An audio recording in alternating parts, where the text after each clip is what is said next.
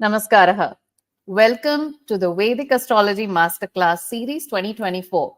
We are pleased to present this comprehensive and enriching online lecture series, proudly organized by Raman and Rajeswari Research Foundation. We have had 4 masterclasses to date. Last week, Komila Satanji presented the secrets of Rahu and Ketu, while Sri Raman Supraja Rama covered financial astrology for beginners. You can check out these sessions in this channel. I'm Dr. Archana Murthy, your host and guide for today's session. We are delighted to welcome you all from all the corners of the globe as we begin an intellectual journey. Whether you are an experienced professional, a devoted student, or simply someone with a keen interest, we believe today's session will offer you valuable insights and perspectives on astrology. Today, we are coming together to explore the topic of Nakṣatra for beginners. Nakṣatra, as its definition goes, Nakṣarati iti nakshatram, is the most crucial aspect in astrology and the fundamental aspect to have been part of Vedas. We encourage you to approach the session with curiosity and an open mind as we navigate this fascinating subject. It is a great honor for me to introduce the distinguished speaker for today's presentation, Sarbani Rajji. Sarbani Rajji is a Jaimini scholar, Jyotisha Pandita, and teaches astrology at the Devaguru Brihaspati Center. She also serves as the president of the Sri Jagannath Center. She started learning Vedic astrology since 2001 from Pandit Sanjay Rajji and now teaches extensively in the Parashara Jyotisha course and the Jaimini Scholar program. She regularly lectures at international astrological conferences and consults globally. Sarbani Rajji is a faculty member in the Department of Contemplative and Behavioral Sciences at Sri Sri University in Cuttack, Orissa, where she teaches Jyotisha at both undergraduate and postgraduate levels. She played a crucial role as an advisory member in developing the department syllabus and is actively involved in editing and producing the Jyotisha Digest quarterly magazine. She completed her postgraduate studies at Presidency College, University of Calcutta. Now, without further ado, let us warmly welcome Sarbani Rajji. Namaste. Thank you, Dr. Archana, for your very, very warm welcome. And it's such a wonderful endeavor for the Raman and Rajeswari Institute to organize these master classes for free so that everybody across the world can participate. And I'm very honored to be a part of this endeavor. And yes. And I would like to, of course, at the outset, of course, offer my pranam to Dr. Bangalore Venkataraman, the grandfather of modern Jyotish in India. And he was the first person who started translating it in English and making these books popular and available to everybody. If he had not done that, it would not have been possible for many of us to be where we are today. I would also like to extend my sincere regards to Niranjan Babuji and to Supraja Raman for inviting me on this platform and congratulate them for continuing this lineage and parampara of Jyotish for a long time.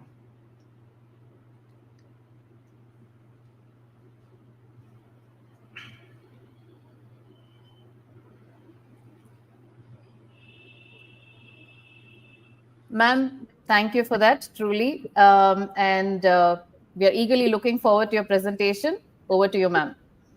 Okay, thank you.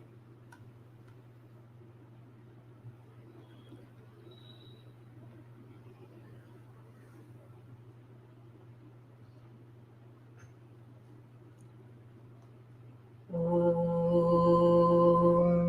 Gurave Namah. Om Gurave Namah. Om Gurave Namah. Om Paramishti Gurave Namah.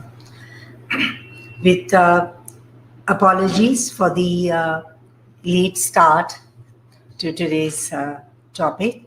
I would like to start Nakṣatra for beginners. It's a very, very basic introduction, and I think almost all astrologers will know what I'm talking about.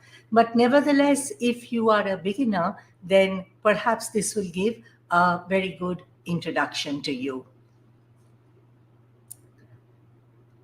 Nakshatras were actually sourced and rooted in the Vedas and in all the Vedic texts and Vedic scriptures.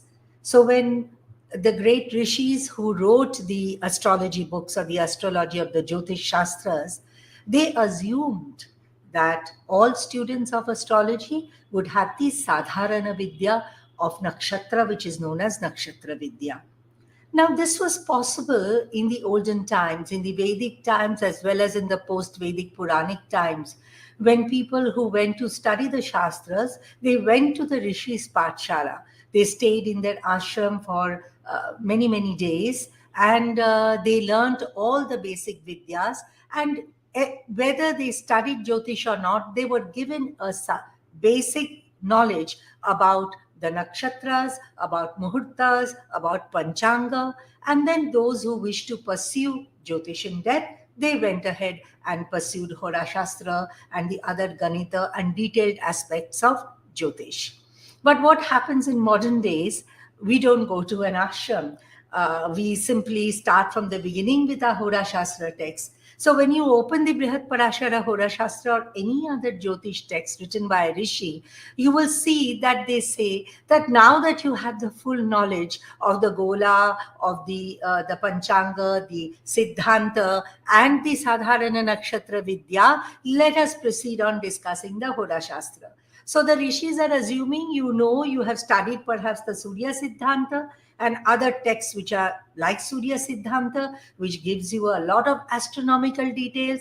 And then they think that you have studied the basic Vedas and you have been imparted with the knowledge for nakshatras as well as for Panchanga. And so you have the basic knowledge of nakshatra, Panchanga as well as for Muhurta. So I'm going to start with one of the first shlokas, which is given by Parashara in the Brihat Parashara Hora Shastra. This is available in the third adhyaya of the Brihat Parashara Hora Shastra.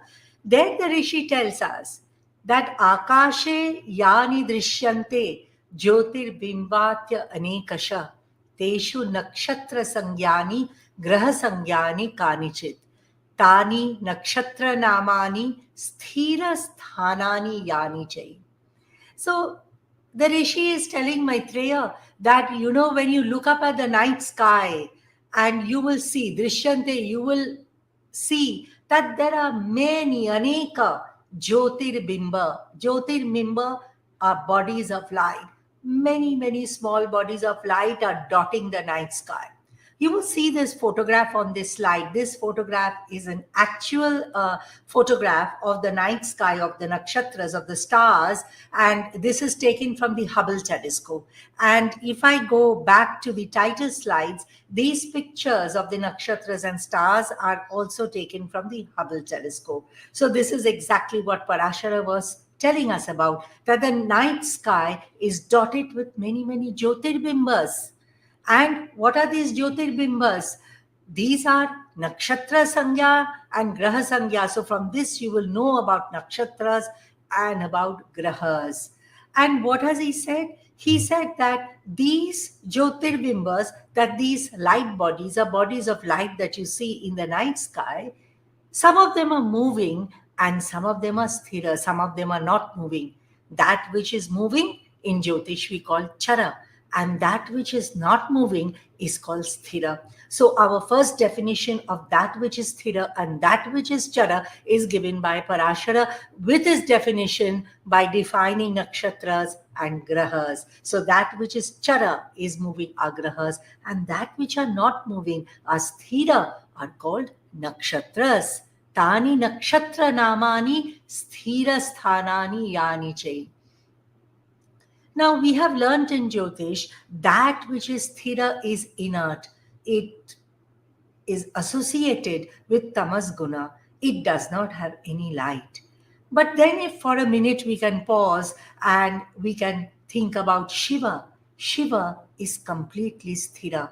He's shantam, sthiram. He doesn't move, yet he's full of light.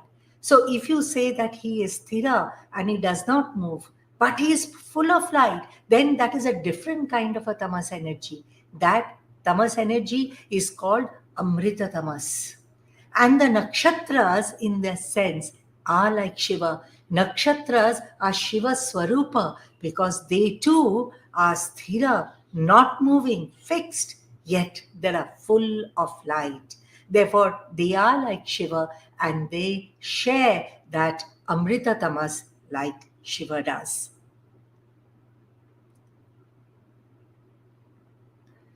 Now, if we can pause for a moment and look into the root, or as we call dhatu rupa, of the word of nakshatra. Now, in Sanskrit, most words have a dhatu rupa, which give you a root or etymological root of the meaning of a word. But of course, Sanskrit is very different. And Sanskrit embodies both science and the arts, which means it gives you a science, but then it goes on to say that even though a word has an etymological meaning, when you take the word in its entirety, it can even give you a different meaning. But the strange thing about the word nakshatra is that it has several etymological meanings, and the scholars or pundits are not sure exactly which meaning it actually refers to. One meaning that people have said that it can be nak, and then you have Kshatra. Nak means night. Kshatra is from the word Kshetra, meaning region. So we are talking about the night region or the night division of the sky.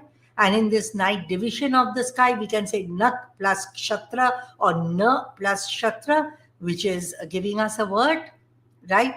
Now, the word sh, if we take it out, it means destroying of darkness, destroyed of poison, or destroyed of darkness. The sh, the kshiya lakshana that we get over there. But the crux of the matter that comes in, there is this word called tra. And tra means protection. So if we break it into nak plus sh plus tra, we actually come to the closest meaning of the word. Nak meaning night, sh meaning darkness, and tra meaning protection. That means nakshatra is something that is protecting us from the darkness of the night. But what night are we talking about? Is it simply the night sky which does not have a light? Yes, at a very basic level, it can mean that. It is a night sky which does not have a light. And these nakshatras, which are jyotirbimbas, which are swa-light, it has a light of its own. In modern astronomy, that's why they refer to stars as little suns, because they have lights of their own, and planets as something which do not have lights of their own. But is this meaning only that? Is it only referring to the dark sky? Yes, at a basic level, it is talking about that these are light emitting bodies.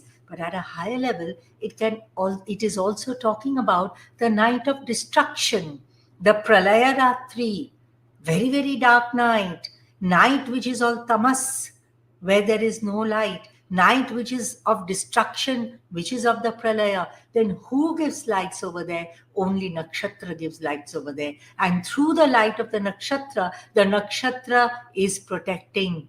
It is protecting the Manushya Jiva. It is protecting everybody. That is why the most preferred etymological root that we'd like is anak plus ksha plus tra, night, that which protects us from the night of destruction. Now,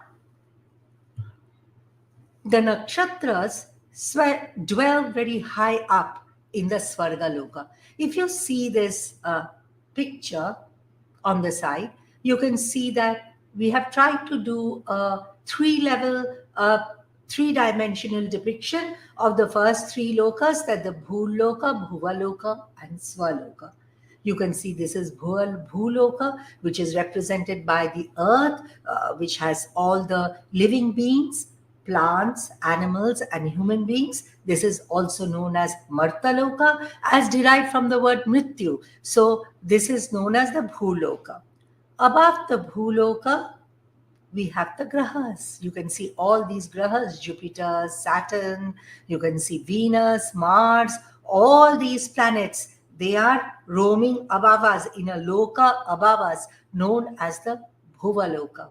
And then if you go to a loka right above, that is Swaloka, that is where the nakshatras are.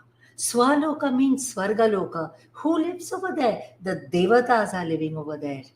And in this realm of the Devatas, along with the gods, are all the nakshatras. So the nakshatras are far higher. They are much higher than where the grahas are existing, and much, much higher where man exists. And these nakshatras are known as the mansion of the gods. They are the abode of the gods. The gods who live in the Svargaloka. Have you ever wondered where do the gods live? So if you see in India, we have a lot of depiction through TV serials and movies as to where that these what a Swarga is. And we see the court of Indra with all the gods residing over there and having a good time in the lap of luxury, in the very luxurious court of the Lord of the gods, that is Indra. But that's not where they live. Where do they live? They live in the nakshatras. And these nakshatras are dotted across the night sky. And that's why, because the Devatas are living in the nakshatras, that is the light that the nakshatra is having. Because I told you the nakshatras are light. Modern astronomy said that they are little suns. But where is the jyoti or the light coming for the nakshatras? They are coming from the div or divu. They are coming from the gods who dwell in them. That's why the light of the nakshatra are divine light. Okay? Now, this divine light gives us two things. It gives us knowledge and it gives us prana. Prana, that is the life breath. This prana is the reason why we are alive, why we are existing, why today I can sit here and talk with you. This prana gives longevity, and this prana is manifested through none other than the Graha moon or Chandrama.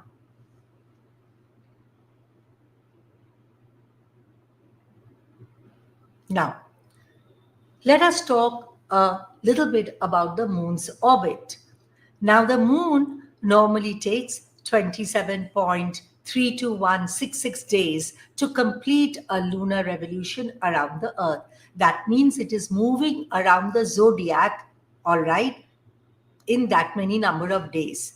This we can approximate to 27 days, 7 hours, 43 minutes, and 11.6 seconds.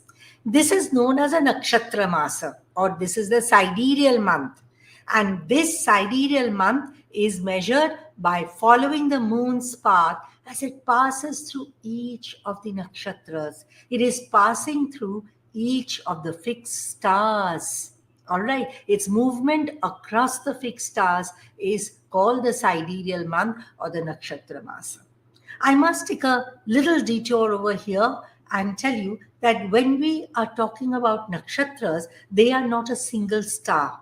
A single star is called a tara. But these taras or stars group together and they form what is called constellations. And nakshatras are nothing but constellations. That's why for example, Kritika Nakshatra may have 6 stars. Shatabhishaj Nakshatra may have 100 stars. So there are different star groupings. They are constellation. So several taras group together to form a constellation which is called a nakshatra. And as the moon passes through these nakshatras and touches upon these nakshatras, all right, it takes these 27 days, 0.321166 days. So we can round this off to 27 days, all right? And if we round it off, we can say that 1 lunar day equals to 1 nakshatra, that the moon is passing through 1 nakshatra in 1 lunar days. And this technique was used by the ancient astrologers to determine the 27 nakshatra mandala. But you know, the moon, the lunar revolution around the zodiac and the lunar revolution around the earth can be calculated from various points. We have something called a tropical month. The tropical month is when we are following the moon's ecliptic longitude. The moon has an ecliptic longitude, and if we are just pursuing that point to point, we are calling that a tropical month. Now, these are all 27 point some number of days, but you can see that by a very minor percentage, these numbers differ. So the tropical month is 27.32158 days, whereas a nakshatra, the sidereal month, is 27.32166 days. Very minor, subtle differences over there. Then we have something called a nodal month. A nodal month is when the moon returns to the nodes in its orbit. Now, as astrologers, you all very well know that the moon has two nodes, Rahu and Ketu, the north node and the south node. So if we take the orbital path to be from node to node, that moon with Rahu and then moon with Ketu, all right, we call it a nodal month. We then get 27.21222 days. Okay. Then we can have another calculation, which is called an anomalistic month. And in an anomalistic month, we are actually taking the point when the moon is moving from perigee to perigee.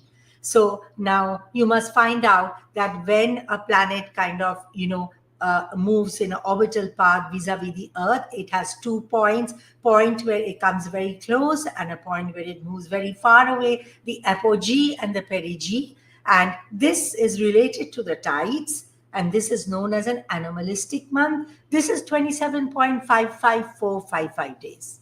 And then finally, we have the synodic month. This synodic month actually used quite a lot times. Synodic month is 29. As you can see, this differs very much from the other calculation of the lunar months. This is 29.53059 days. And this happens when the sun, moon, and earth are on the same orbital plane. So this is a purely geocentric view, and this is measured from new moon to new moon. Now, you would have heard in the Panchanga, we often talk, is your Panchanga an Amanta Panchanga or is it a Purnanta Shuklanta Panchanga? Are you calculating the movement from Amavasya to Amavasya or from Purnima to Purnima? So here, of course, we've written new moon to new moon. These are known as the synodic month. And this is very often used. And in the synodic month, you can say that the moon falls short in its movement from the sun. Now here, you can see where the nakshatra movement is concerned, we are taking this sidereal month. The sidereal month operates at the Svarga Loka. The tropical month operates more at the Bhuloka. The sidereal month is the real important thing where sidereal astrology or Jyotish is concerned, because it is at that level. So we are going to be talking about the sidereal month or the Nakshatra Masa over here. You would have also heard that a woman's monthly cycle is also coincides over here with this. For this very reason, the moon is called Nishanath, or he's called Jamininath. He is the king of the night.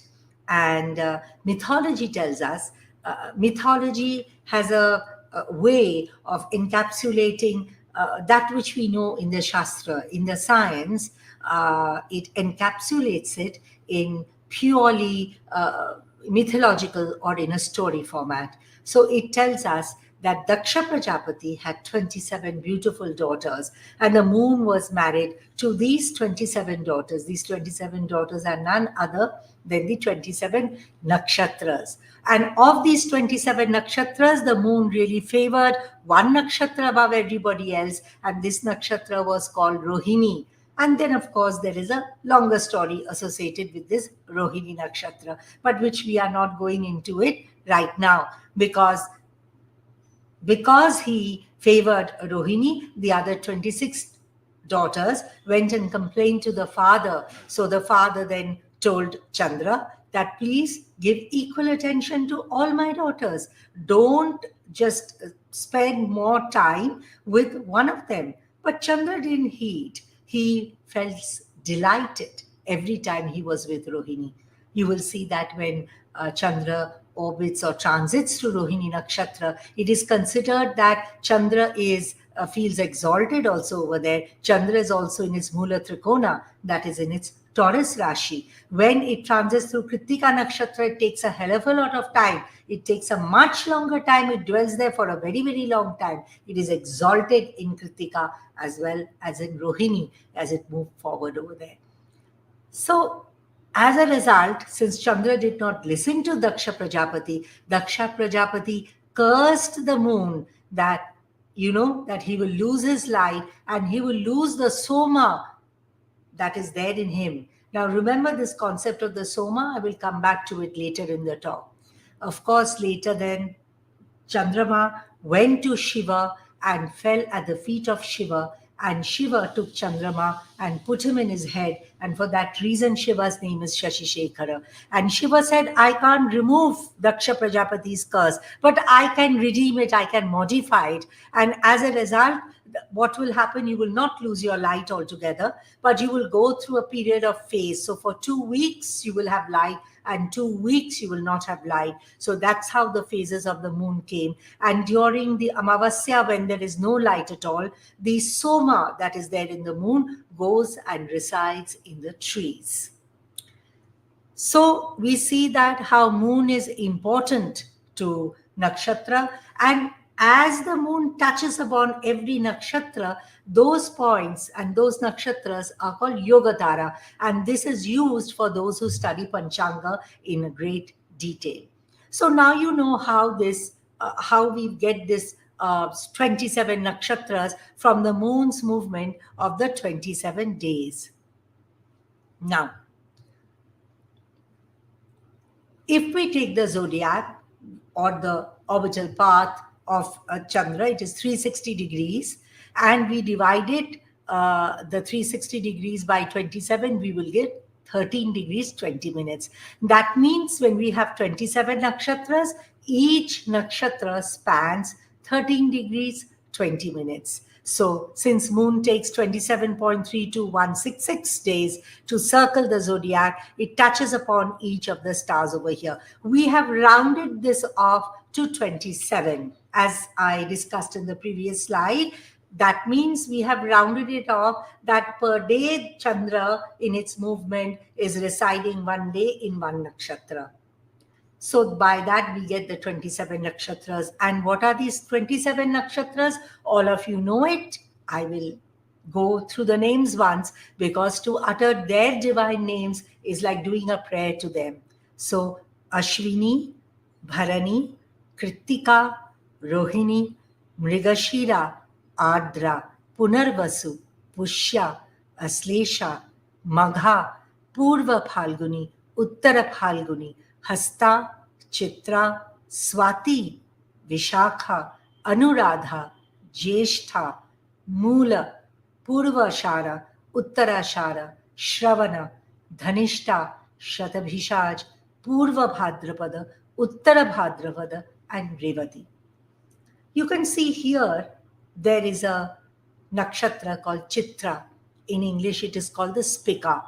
And from this Chitra we take 180 degrees opposite. That means we take the 7th house from the Chitra nakshatra. And where do we come in? We come straight to the start of Ashwini nakshatra.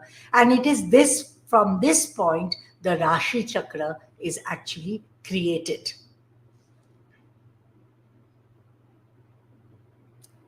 Right? This is the nakshatra chakra, a larger table, which I'm very sure all of you know. Now, each nakshatra is comprised of 4 segments. A nakshatra 13 degrees 20 minutes is not a full compartment. It is divided into 4 pieces, 4 segments. These segments are known as padas. So if we divide 13 degrees 20 minutes by 4, we get 3 degrees 20 minutes. So each of these padas are 3 degrees 20 minutes. Now, I want to go back to one of the original slides pictures that we did of this picture, where we said that the nakshatras are far above the grahas. So the nakshatras are above everything else. So the nakshatra is the base, the sidereal zodiac is the base. And on top of the nakshatras or the nakshatra belt, the Rashi chakra is created from the nakshatra chakra. This is the very, very important and fundamental point of Jyotisha Shastra, that the Rashi chakra is created from the nakshatra chakra. So now we know that there are 12 rashis, right? And that each rashi spans 30 degrees. All right. If each rashi spans 30 degrees, and we are going to try to fit these 30 degrees over these nakshatra padas. We are not using the entire nakshatra span of 13 degree 20 minutes. We are using the small building blocks of padas. And why are we doing this? We are doing this because easier for us. Mathematically, it is easier for us to construct something like building blocks. So these padas are building blocks. And on top of that, we are building, what are we building? We are building the Rashi Chakra. So if we do a little bit of maths out there, if we put 9 blocks, 9 padas, then we can cover 30 degrees. That is 9 into 3 degree 20 minutes will give us 30 degrees. So 9 building blocks are clubbed together. All right. 9 building blocks are clubbed together and we are getting something called a Rashi. So on this Nakshatra Chakra, the Rashi Chakra is created. Now, as we said, that we are taking 180 degrees or the 7th from this Chitra Nakshatra, but what we are getting? Ashwini. So Ashwini becomes the starting point from us to create our first Rashi. And what is our first Rashi? Our first Rashi is called Mesha. So this is again something maybe many of you know and maybe many of you don't know. Here you can see that it starts with the Ashwini Nakshatra because it is 7 from Chitra. There are 4 padas of Ashwini Nakshatra. Then we have 4 padas of Bharani Nakshatra. But we just learned that every Rashi must have 9 padas. So 4 padas plus 4, we are getting 8 padas. So we will take the first pada of the next nakshatra, which is Kritika. So we take the first pada of next nakshatra, Kritika, and by this, which we have got our first Rashi is created, which is Mesha Rashi, right? With 4 pada of Ashwini, 4 pada of Bharani, and 1 pada of Kritika. Then we will come to our second Rashi. Our second Rashi is called Vrishabha. So Vrishabha will start from the second pada of Kritika, right? So that means 3 padas of Kritika are left because 1 pada has gone into Mesha Rashi. So we will have 3 pada of Kritika, that is 3. Then we have 4 pada of Rohini. So 3 plus 4 is 7, but we still need 2 more padas. So we get 2 more padas, which is of the next nakshatra, which is Mrigashira. So 3 padas of Kritika, 4 padas of Rohini, and the first 2 padas of Mrigashira create what is known as Vrishabha Rashi. Like this, I'm not going in through the whole cycle, and there are beautiful Sanskrit shlokas for all of that. I'm not going to go in all that. So, like this, all the Rashis are created. So, you can see the Rashi Chakra is not uniform. The Nakshatra Mandala is uniform. The Nakshatra Mandala has 4, each Nakshatra has 4 padas. But as you can see, the Rashi Chakra is an anomaly. It is created by us. So the Rashi Chakra do not have equal number of Nakshatra padas over there. Now, as there are 12 Rashis and each Rashi has 9 Nakshatra padas, 9 into 12, in total, the zodiac will have 108 nakshatra padas. So the Rashi Chakra has 108 nakshatra padas. This is known as the 108 feet of the zodiac. This is nothing but a japamala. All right, we have 108 rosaries in our beads, right? This is nothing but a japamala. This is the rosary bead. And this rosary bead has the Ashwini, all right, has Ashwini Nakshatra as its head bead. Every rosary bead has a head bead. The Ashwini Nakshatra has a head bead. Now, what happens if I can decide to start the counting also from Kritika Nakshatra, you know. If I start the counting from Kritika Nakshatra, my head bead will become Kritika. Now, why will I do that? Because I told you that the moon is transiting, roaming, charana, ramana through this entire nakshatras. Now, as it is moving through Ashwini, then Bharani, it spends a very long time in Kritika Nakshatra. Okay, a very, very long time. And as you know, in 6 degrees of Kritika, it is getting Ucha. It is feeling delighted, spends a very long time over there. So we can start counting from Kritika as well, since it's spending so much of time over there. Then the headweed will become Kritika. This is known as Kritikadi. These concepts of different counting, that either you start counting from Ashwini, or you start counting from Kritika, or you start counting from Ardha Nakshatra. These are known as Ashvinadi or Kritikadi or Adradi. These are used for different purposes. For us in human lives, for our material life as we are existing, for our health, our longitude, our success in this world, for everything, we are using Ashvinadi Nakshatra. All right, this is what is used. So, as you can see very well, that these nakshatra padas are nothing. These nakshatra padas are composing the bead of the rosary or the japamala, that is the zodiac. Now, we have discussed that each nakshatra has 4 padas or 4 p. Now, these padas are equivalent to the 4 goals of all human beings. Goal meaning the word is ayana. What is your goal? Very simple. Dharma, artha, kama, and moksha. Now, the fundamental basis of our Sanatana Dharma says that these are the 4 ayanas of all Manusha: Dharma, Artha, Kama, and Moksha. Dharma means our religion, our principles that we live by. Artha is our material life that we live by. Kama is the sum total of all the desires which drive us. And Moksha refers to the final emancipation and the liberation of each life.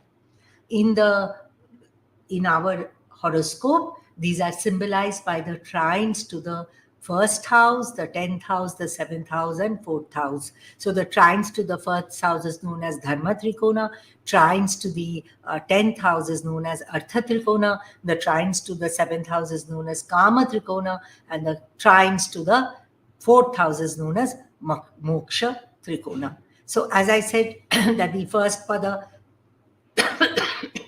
governs dharma. That means it refers to the principles and ideals which are the duties of the Kshatriya or the warrior class. There is an association of Agni Tattva over there, and this first pada of every nakshatra maps into the 3 fiery signs in the Navamsha, which is called the Dharma Trikona, that is either Mesha, Simha, or Dhanu.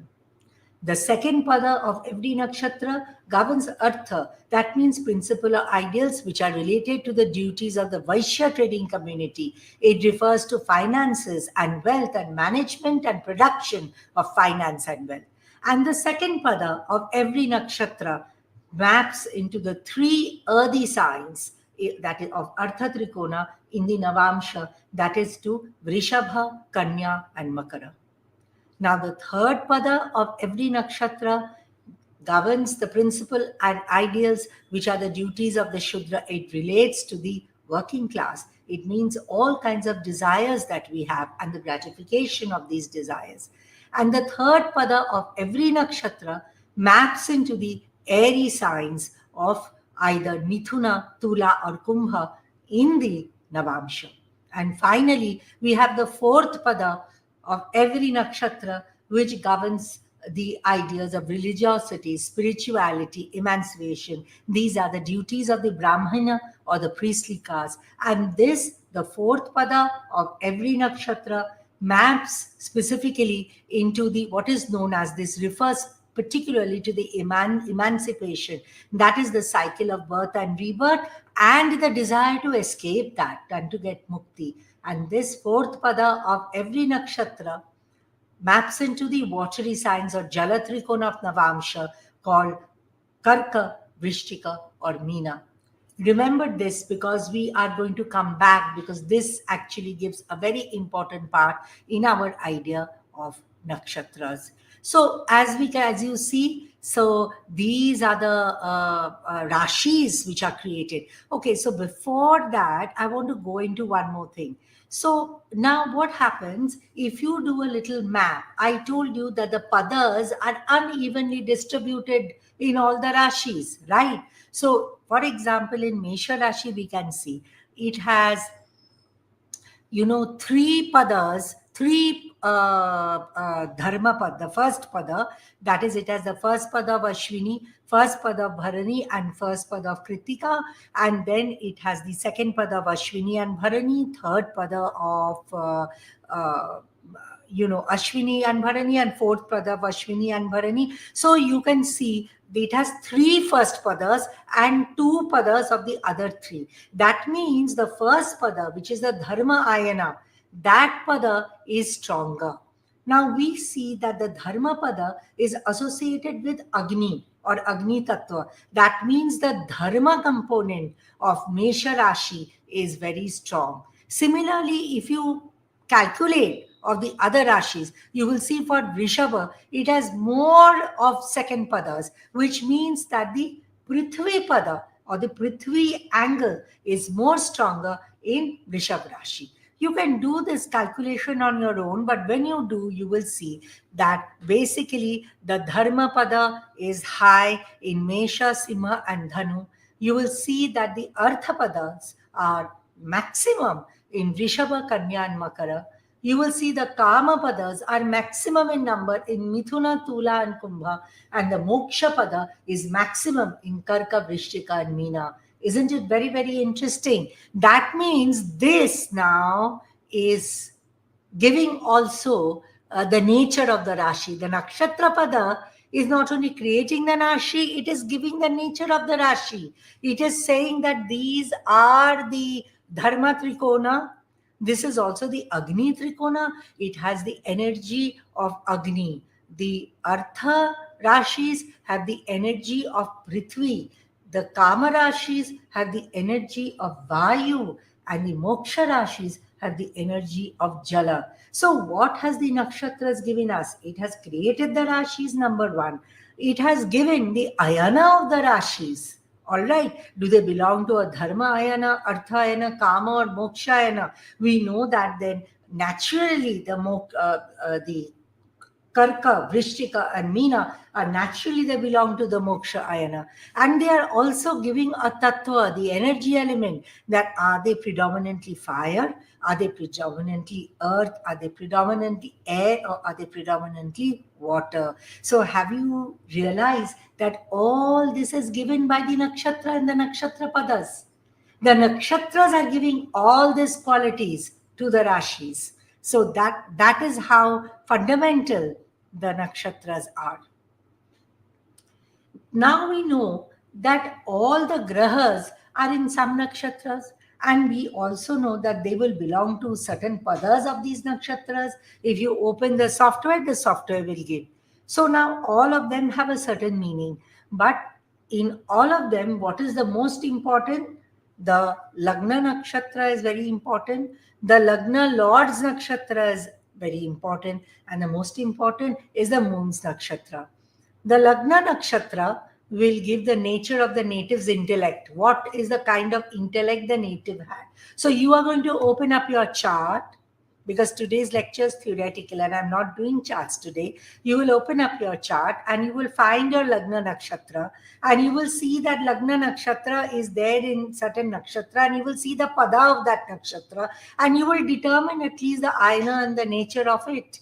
So it will indicate the nature of your intellect.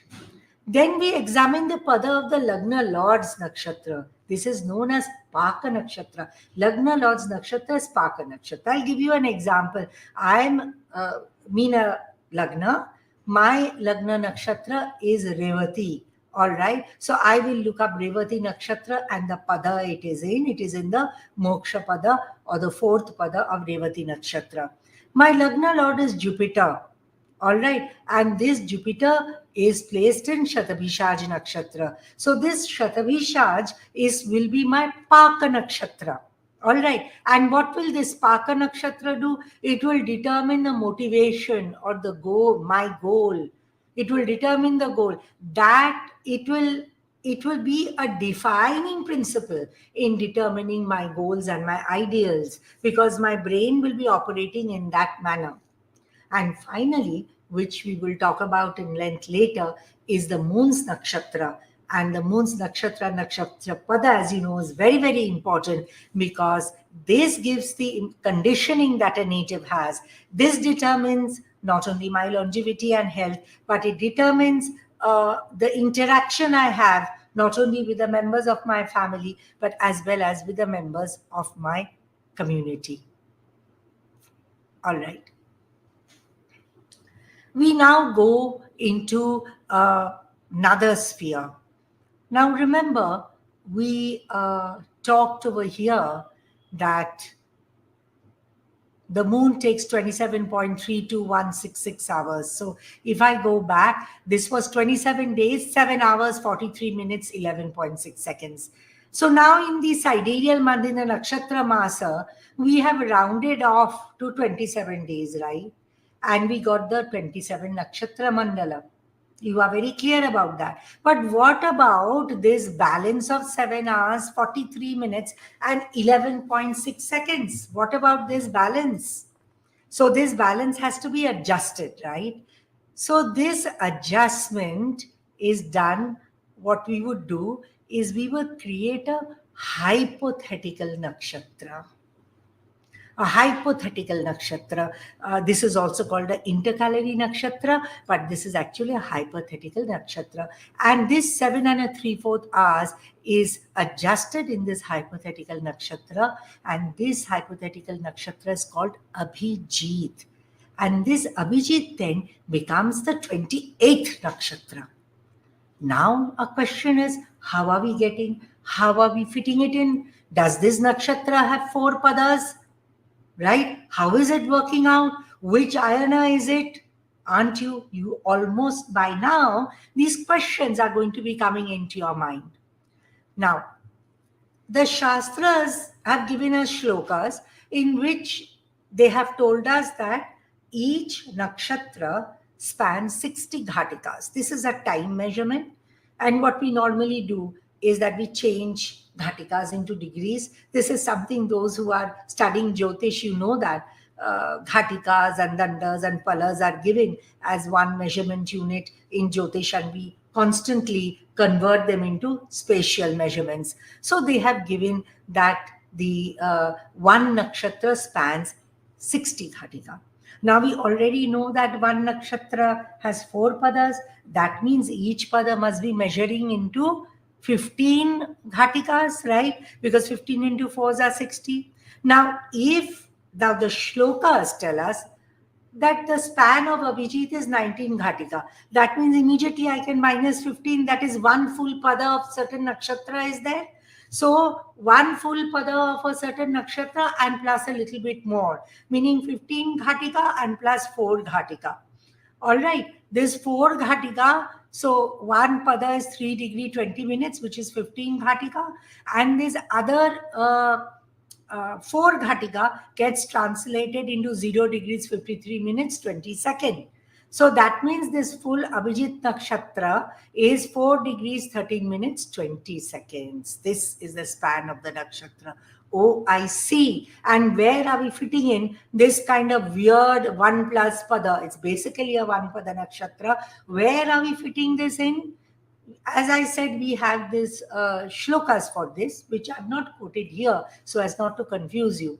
The shloka very specifically says that the last pada of the Uttara Ashara Nakshatra, all right, last pada of Uttara Ashara Nakshatra, that is 3 degree 20 minute, and this little bit, this 0 degree 53 minute 20 minute from the first pada of Shravana Nakshatra.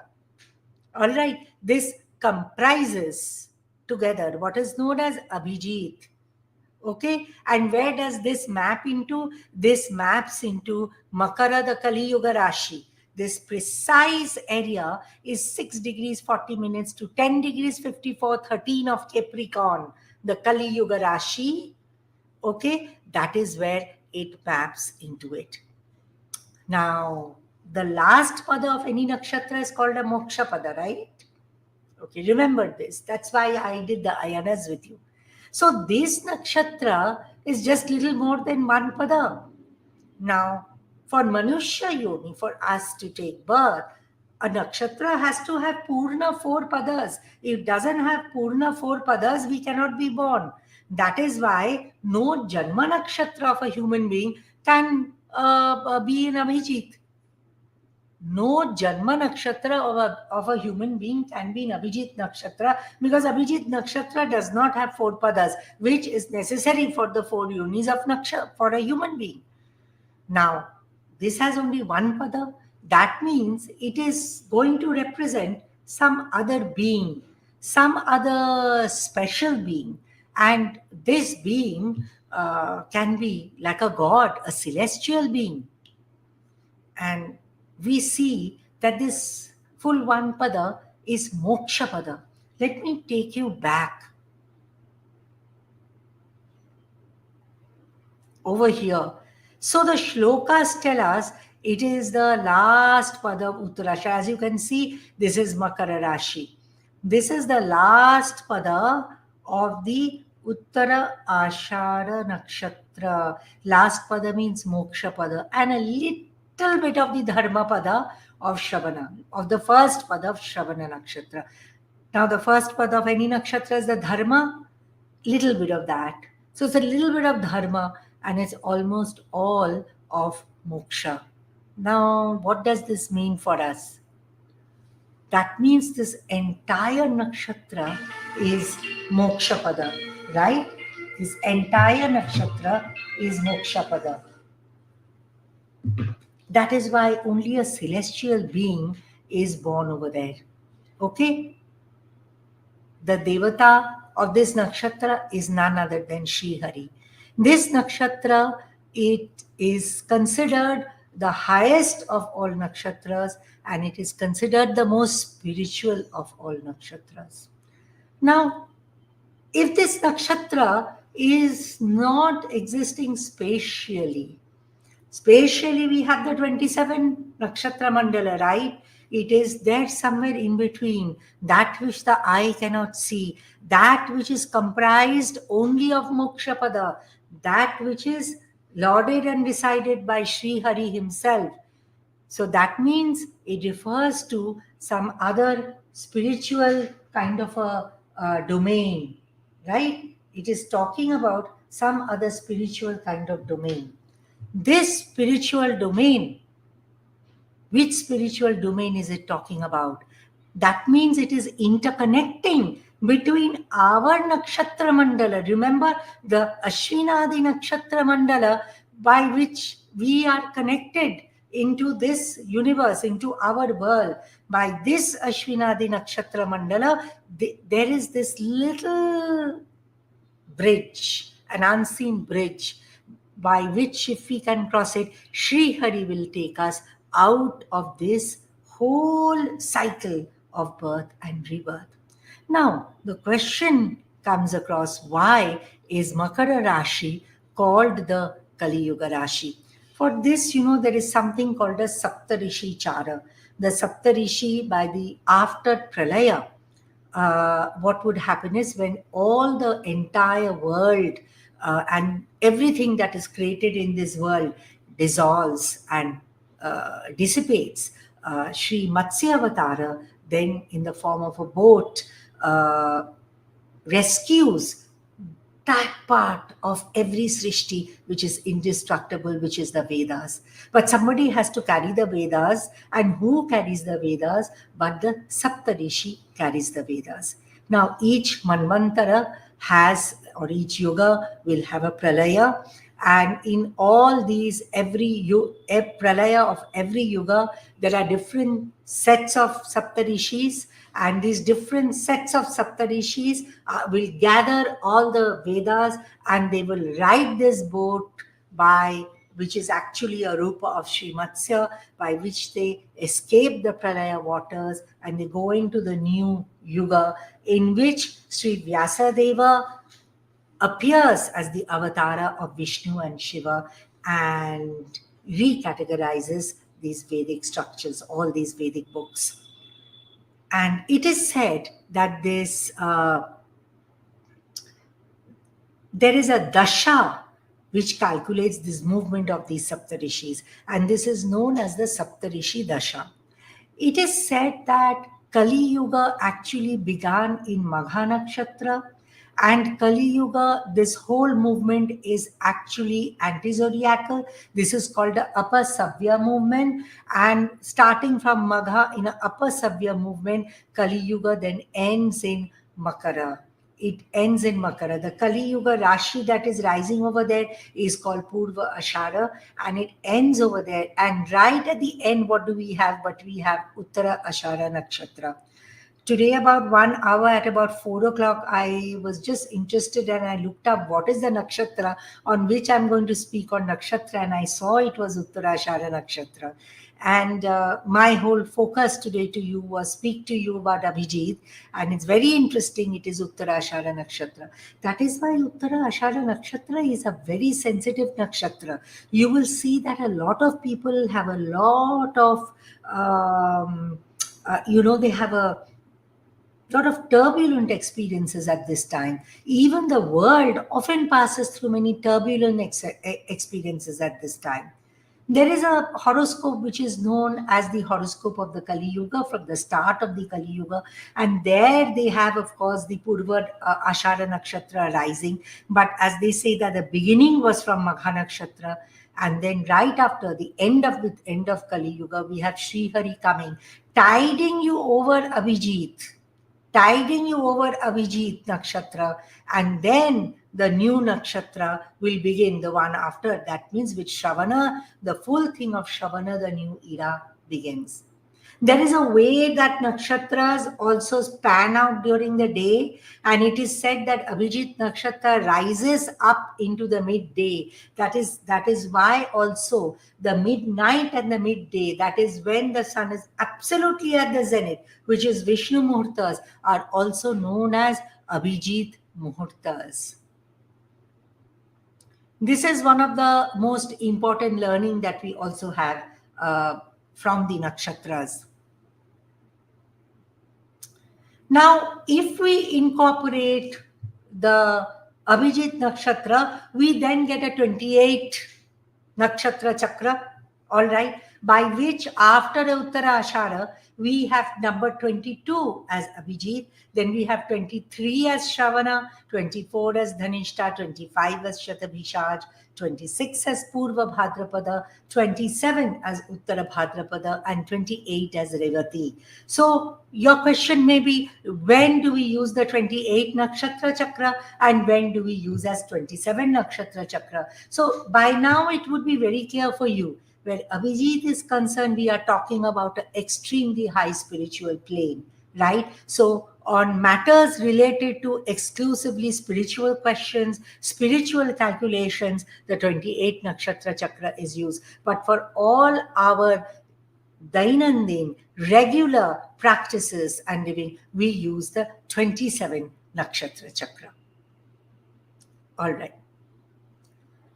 Now, another thing you would have heard that the nakshatra has lordship. What does this lordship mean? The lordship means these are basically related to Vimshottari lordship, meaning it is for the calculation of the Vimshottari Dasha. The lords, these lordships are otherwise not that important. They are important simply for the calculation of Vimshottari Dasha, and the correct name for them is the Vimshottari lordship of the nakshatra.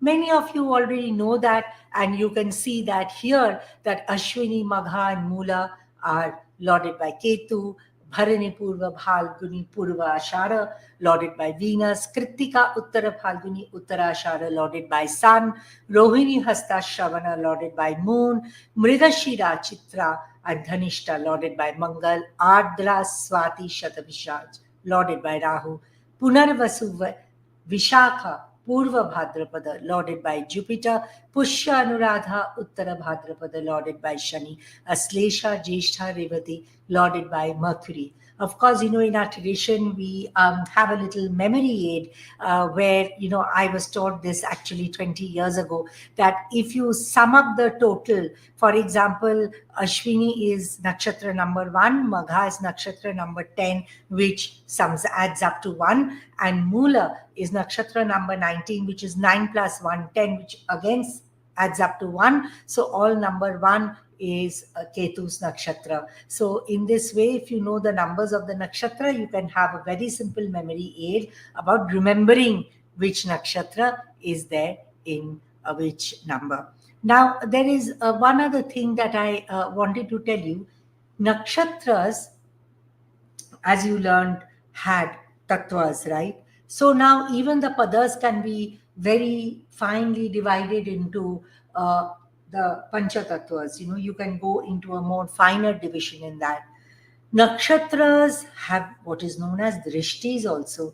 Nakshatras can look upwards, they can look downwards, they can look sideways.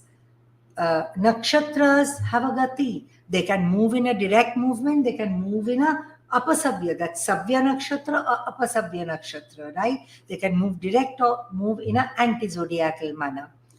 So nakshatras have many, many qualities to them, but one of very important quality of a nakshatra, I have not given the table over here, but you can very easily avail of it, is that each nakshatra has a symbol. These symbols are very important. Try to learn and reflect on what this symbol means. For example, when we come to these two Bhadrapada nakshatras, these Bhadrapada nakshatras are symbolized by two parts of a bed. And the Bhadrapada nakshatras map onto the last Rashi, that is the Meena Rashi or Pisces. Now we know that the last Rashi, the Meena Rashi, which when even much later in Manushya Jataka we create the Bhava Chakra, it maps into the 12th house. That is known to be the final Bhava. It is the feet of Vishnu. It is the part from which we escape the samsara, and it is symbolized by bed. So we can say this bed is the death bed, but this bed can also represent a prison bed. It can represent a hospital bed. We can be hospitalized. It can represent a nuptial bed, because from the 12th house we see Nishchakahas, the priest sits over there who marries us up. And definitely we can see the deathbed. So in this manner, you can think very deeply about each of the symbols. For example, Rohini Nakshatra has the symbol of a chariot. Now, what does a chariot mean? Rohini is Lord Krishna was born in Taurus Lagna in Rohini Nakshatra, and it is Lord Krishna's Nakshatra, and Lord Krishna was the supreme leader of all times. He led men, he led the minds of men. And that is what's symbolized by the chariot. The moon is so strong over there that a person can lead the mind of man, but not like you and me, but somebody very divine like Lord Krishna could do that. He could lead so the chariot is symbolizing of somebody who's the charioteer. Chariot is that which they are leading. Hasta Nakshatra, for example. Hasta Nakshatra is depicted by the palm of the hand. That means such people are very good astrologers. They depict the Samudrika Shastra. So you can know the skills of the hand through Hasta Nakshatra. Punarvasu Nakshatra, which is there in Cancer Rashi, Karka Rashi. Punarvasu means reviving something, rekindling something, restarting something. Okay? For example, the Mula Nakshatra refers to a root.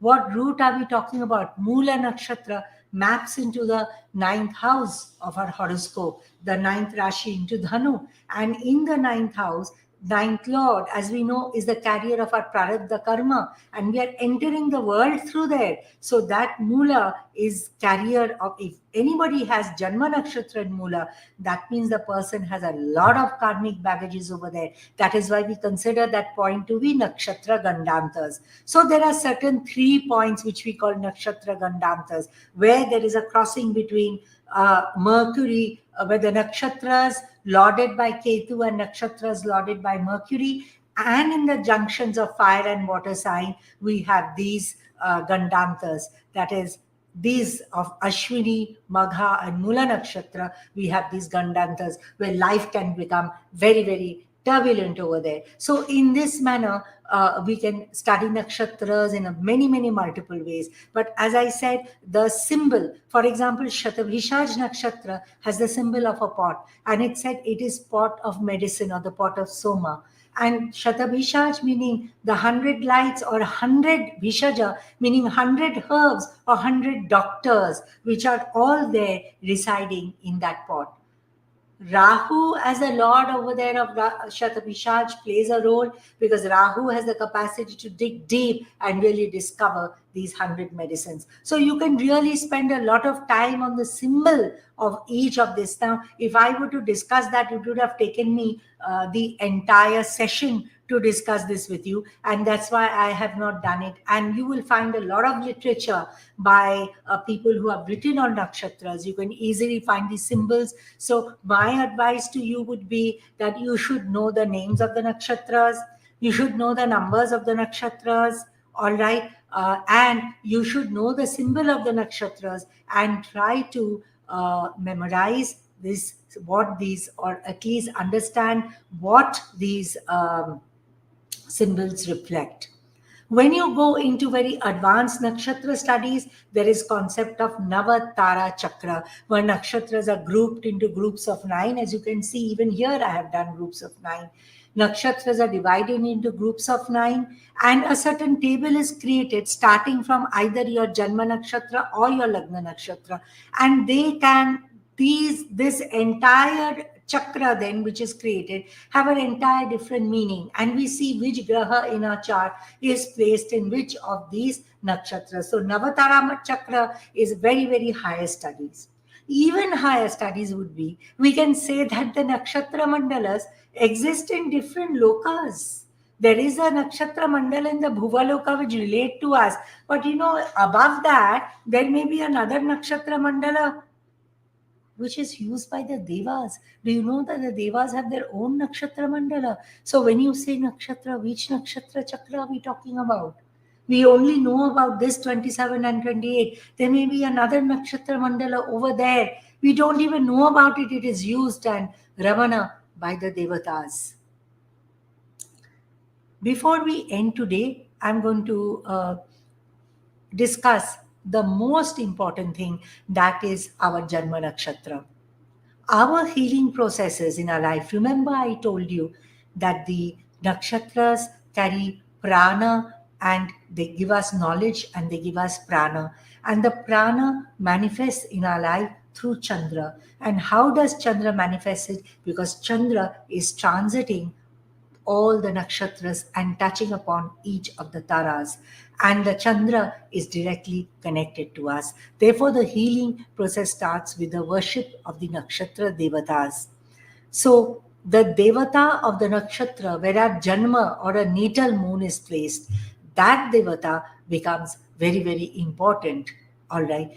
This worship of this devata will prepare the mind for our healing. For example, my moon is in Rohini Nakshatra. The devata of Rohini Nakshatra is Brahma, or not Brahma, it's actually Prajapati. So when I do Prajapati, I will need to worship Prajapati in some form or the other, need to do the mantra of Prajapati, because unless I do that, my mind will not start healing. The moon was born from the mind of the Purusha and represents everything that is mental. Chandrama manaso jato chakshu surya ajayata. We have this in the Purusha Suktam. So the mind, the moon was born from the mind of the Purusha. And he manifested from Prajapati as matter. Therefore, the moon is not only our mind, but the moon has also created our body.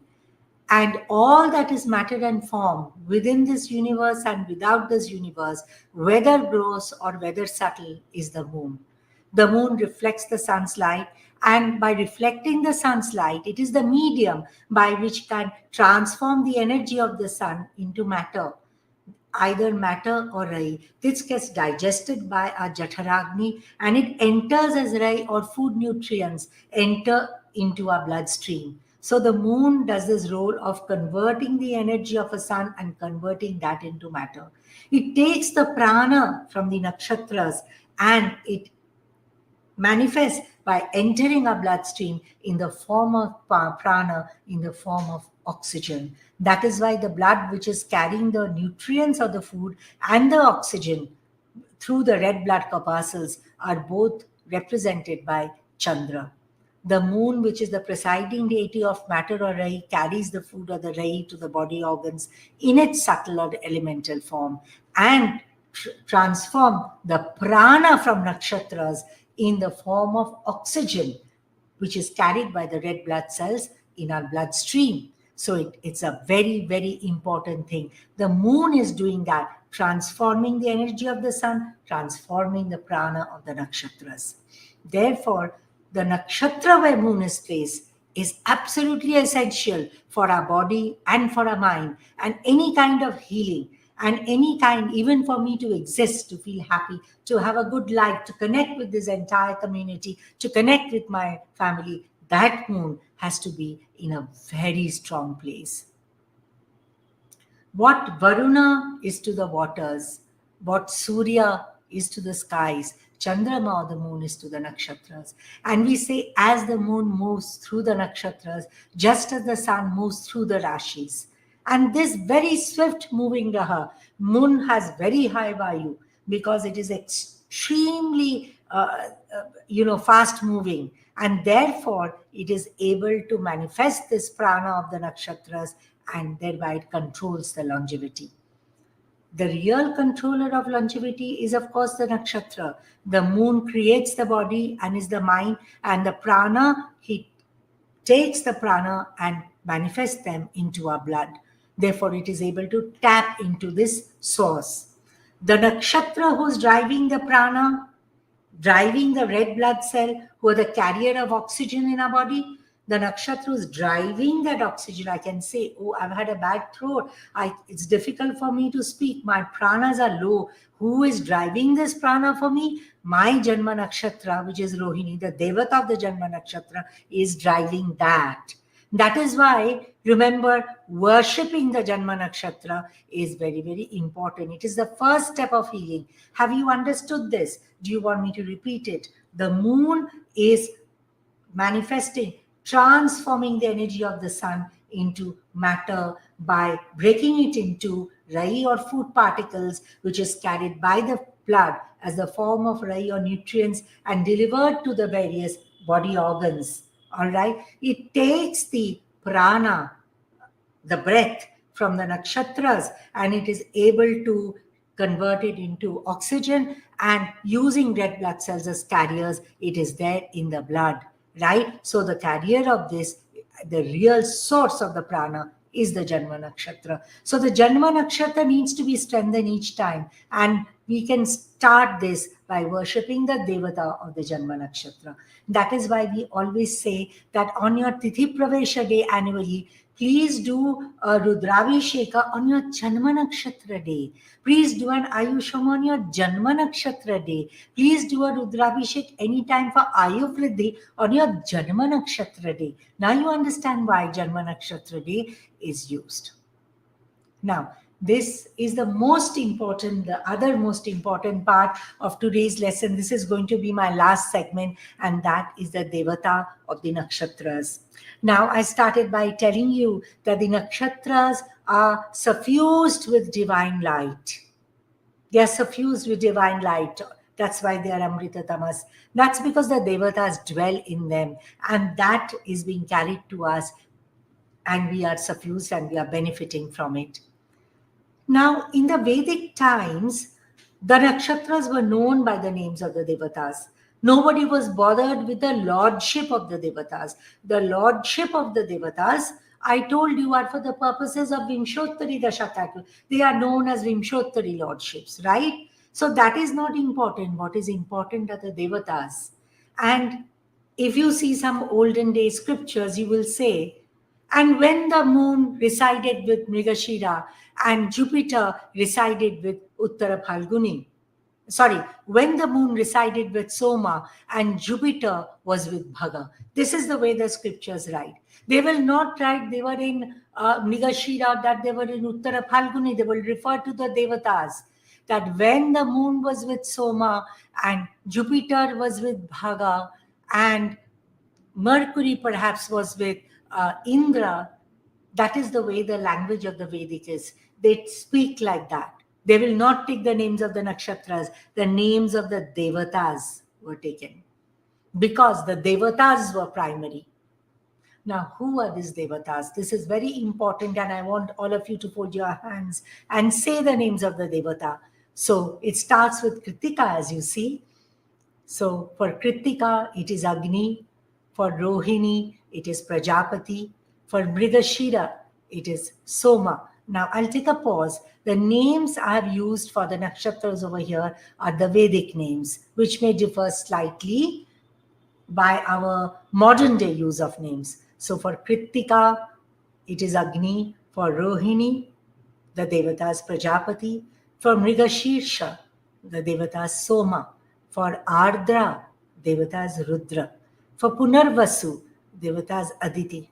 For Tishya, the devata is Brihaspati. For Asresha, the devata is Sarpa.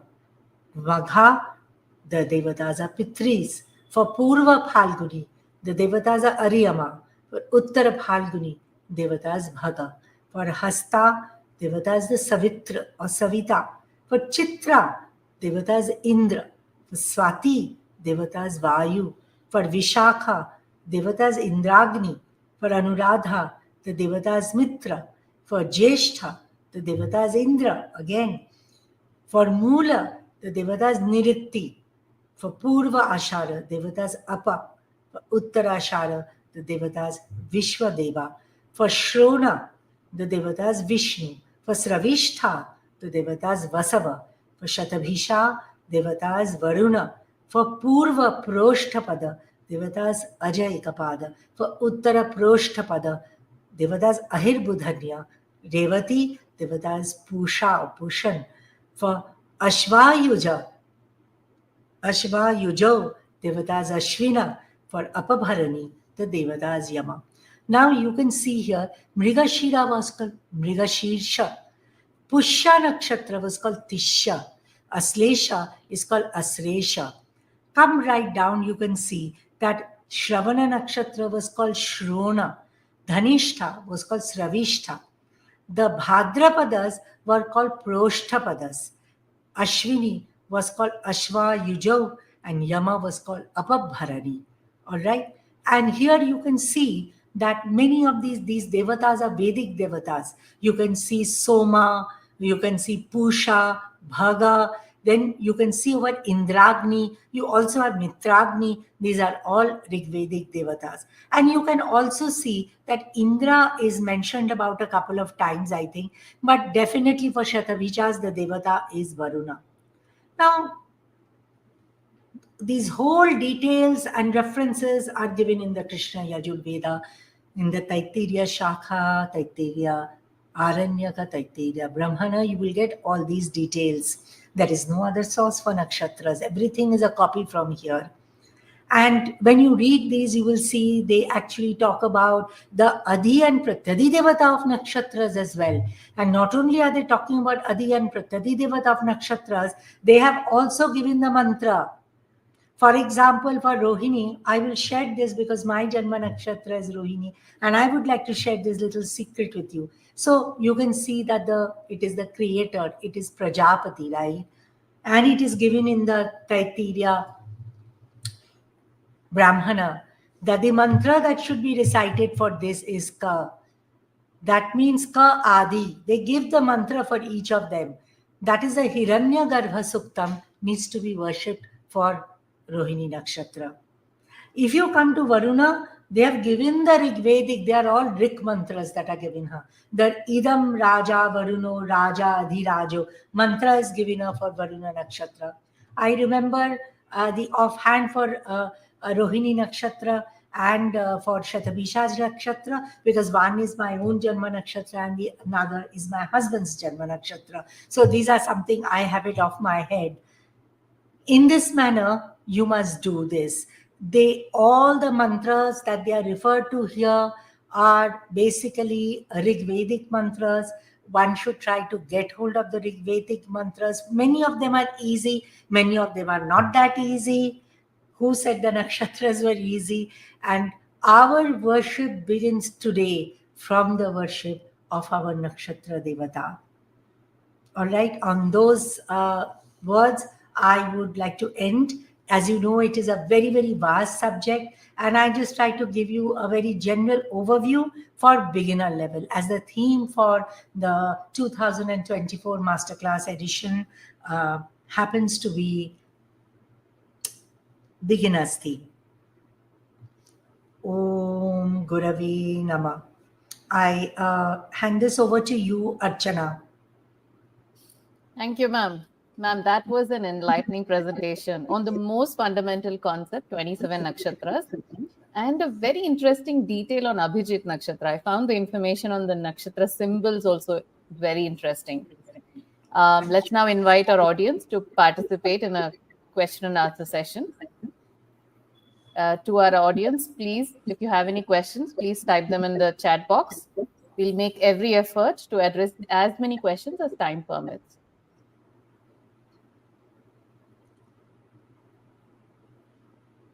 Do you want me to read it out? Yes, ma'am. Could you please read each question aloud along with the name of the person? Yeah. Yes, thank you. So this is from Poonam, and she has written, if moon is involved in Sukshma Parivartana, how can we interpret who will be the Janma Nakshatra Devata and the effect of Parivartana or movement of prana longevity?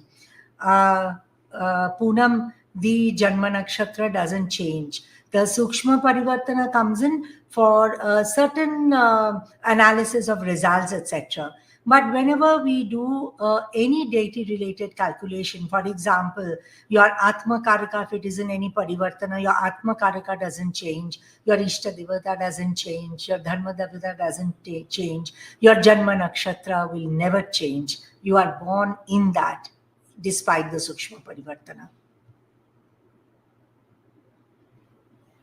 Next question.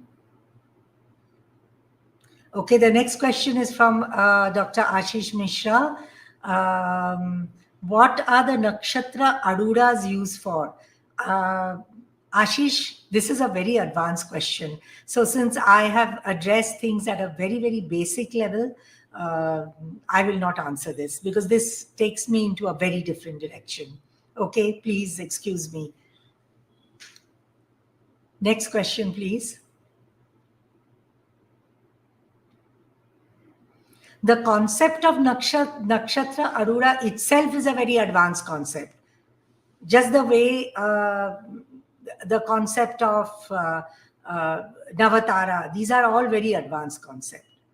Okay, the next question is from Chidambareshwari, and she has said, please share Janma Nakshatra, Anu Janma Nakshatra, and 3 Janma importance in astrology and daily life.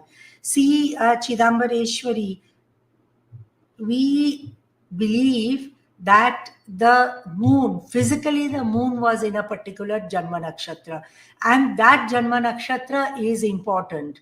Any other analytical analysis are there for, in Jyotish, we can go into very high. And I was actually fearing this, Archana. I knew they would ask me. They are asking me the deepest of very advanced questions. And I'm very determined not to answer them because that is not fair. So astronomically, the Janma Nakshatra is physically present in, the moon is present in one nakshatra.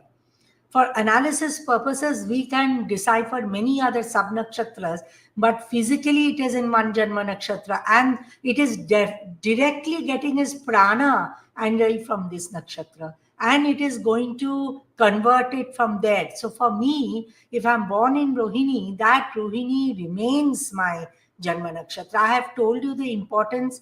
The primary one, of course, importance is to do with our longevity. It is to do with our health, and it definitely is to do with our connection with our samsara. It starts with my connection with my family members, and then it deals with the connection with the larger society or the community members.